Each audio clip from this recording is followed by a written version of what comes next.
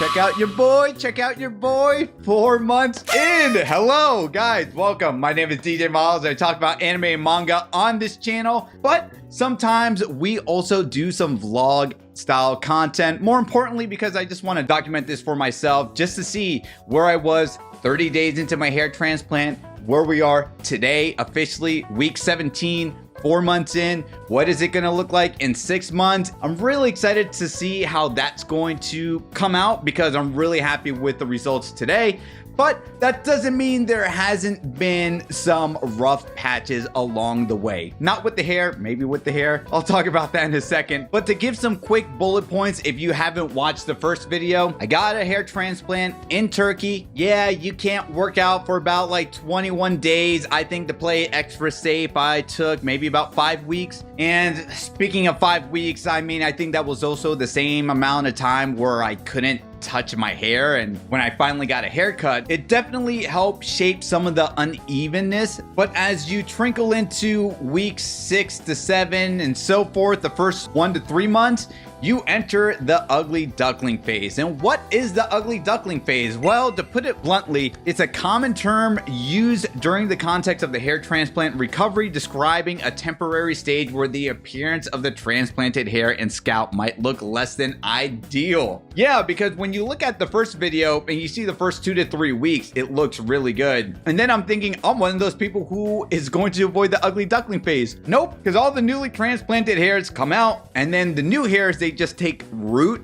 and that process takes a while. So what happens during that? The exposure of like the redness and pink scabbing from the hair transplant is just much more visible. You get something called folliculitis, and that's basically like little pimples. I never really had an acne problem, but I can't imagine for people who have severe acne where they're like, yeah, don't touch it because it's gonna get worse. There's been many times when I was working out during the ugly duckling phase where it was cumbersome. One of my good friends who's watching this right now, he actually asked, what was the mental and emotional moments that you went through during the ugly duckling phase? And it's crazy to look at it now because here I am confidently telling you, like 4 months in, I'm like, I love how my hair looks.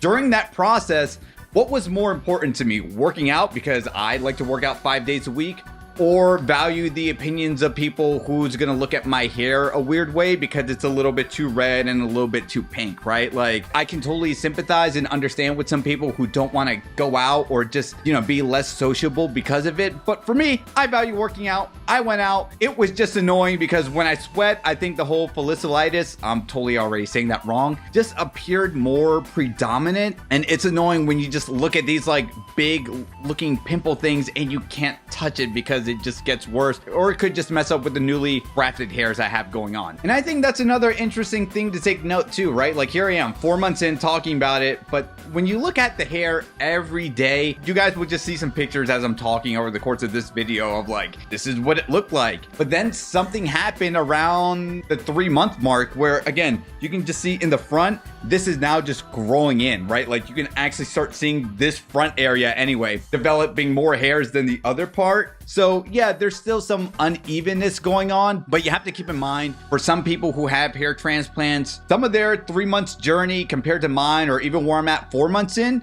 there's some people who are just gonna have a nice set of hair already. And to that, I kind of envy them. But for the most part, the results will still be the same because I think they say about 4 months in, and I'll show this beautiful graph that I got from MedArt Clinic where I got the hair transplant done, that we're only about 10% of like the actual hair growing process, and it's going to become more thicker and have more volume as we trickle on into months 5 and 6. So let's go ahead and talk about some of the things that I use to help me reduce some of the redness and pinkness. And Dr. Ezek, who was featured in the first video, he's the guy who did the procedure for me, he recommended something called argan oil. This video is not sponsored by them. I'll show it to you and I'll provide a link if that is clear. There we go. This is an oil you apply in the morning and you apply in the evening, and it helps reduce the redness and pink area. And then what I'm currently taking on top of the shampoo that they tell me to use every other day is this hairspray serum.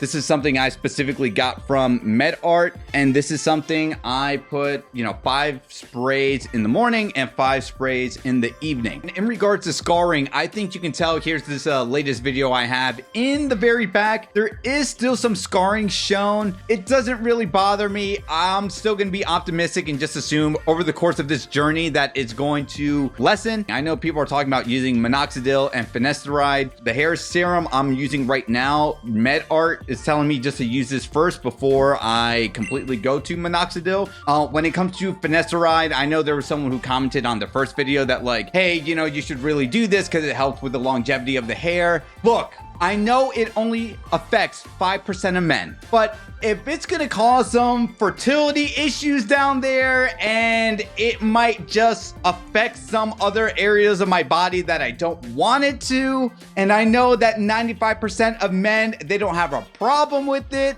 it could still be something down the road that will cause you issues. I'm not gonna use it. Maybe one day I will use it. For people who are using it, that's fantastic. I don't have anything to say about that. I'm just saying as of right now, and like I said in the first video, they told me specifically, I don't have to worry about it. I'm sure it would help with the volume and the hair length as I kind of continue this hair transplant journey in, you know, the upcoming years, but I'm perfectly content by not taking it. Do your research, of course. I hope I answered some questions. I'm sure there are some things I'm missing. Oh, so what do you know? There are plenty of things I forgot to mention that's probably pretty important to mention in this video in the 4-month process. So point number 1, as you guys can see here with my hair, even though that there is visible signs apparent, then the first month there is some unevenness and the texture and thickness of the hair is obviously infant, but the texture will improve over time. I also found out that some patients might have some slight numbness or sensitivity in the area, which will still resolve gradually, but personally I haven't had any of that myself. When it comes to lifestyle and hanging out outside,